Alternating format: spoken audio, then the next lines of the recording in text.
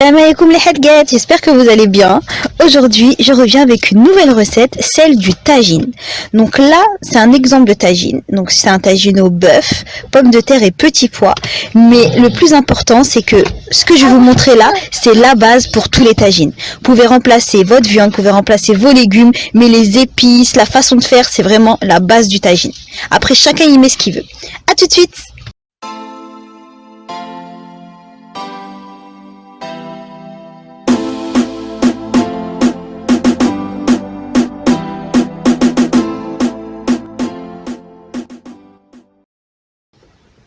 Pour les ingrédients, vous trouverez toutes les infos comme d'habitude en barre d'infos juste en bas. J'ai dit 3 fois en bas, c'est tout à fait normal.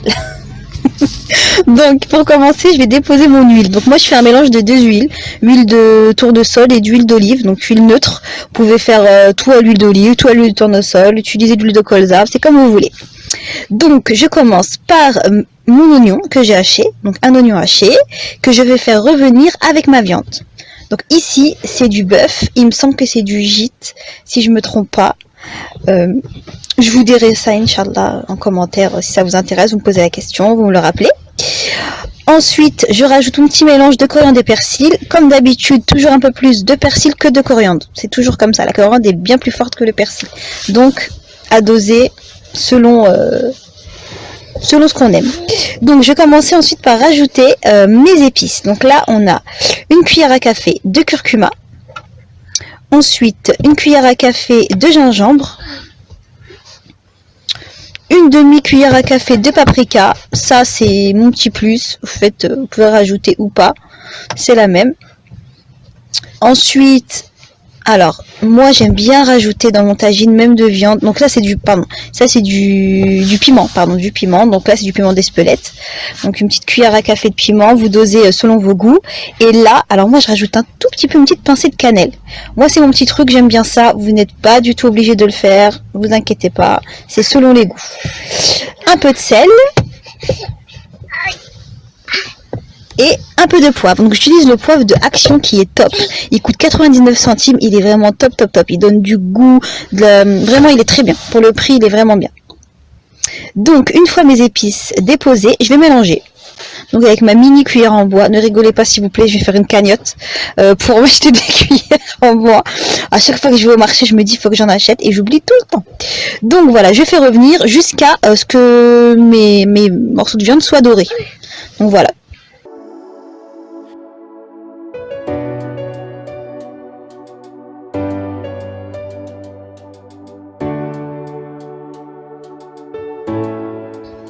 Donc me voici 5 minutes après, à peu près 5-6 minutes après. Donc mes morceaux de viande sont bien dorés. Je vais rajouter mon eau. Donc sachant que pour l'eau, il faut couvrir parce que chaque tagine est différent. En gros, il faut que vous puissiez couvrir votre viande, qu'il reste vraiment juste un tout petit peu de la viande qui dépasse. Là, vous pouvez voir. Donc, une fois que vous avez couvert, on va mélanger un peu parce que le sucre de la viande a fait coller un peu les épices, un peu l'oignon, etc. Donc, on va mélanger et on va couvrir. Et on va laisser cuire. Alors là, pour le bœuf, j'ai laissé cuire un bon 1h30 pour qu'elle soit vraiment tendre. C'est à vous à chaque fois de tester. Et aussi, si vous voyez que l'eau diminue, vous rajoutez de l'eau. Il faut vraiment que l'eau soit présente. N'hésitez pas à rajouter de l'eau et si vous rajoutez de l'eau, vous rajoutez un peu d'épices.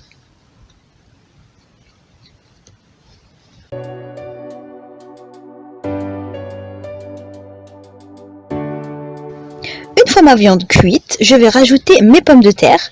Donc coupées en deux, là c'était assez petite les pommes de terre, donc je les ai juste coupées en deux. Après vous faites comme vous voulez. Le design les filles c'est comme vous voulez. Vraiment vous savez très bien.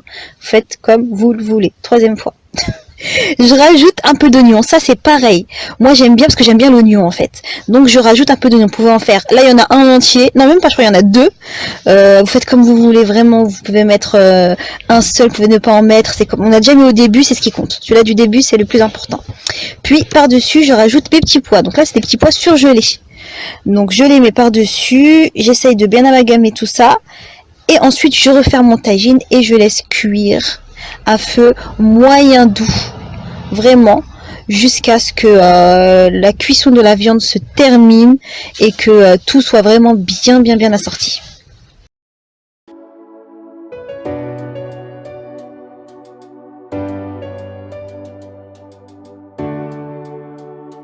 Voilà mes headgets, j'espère que ça vous a plu. Donc là on a la recette d'un bon tagine vraiment succulent avec la recette du probzdal que je vous ai fait juste avant.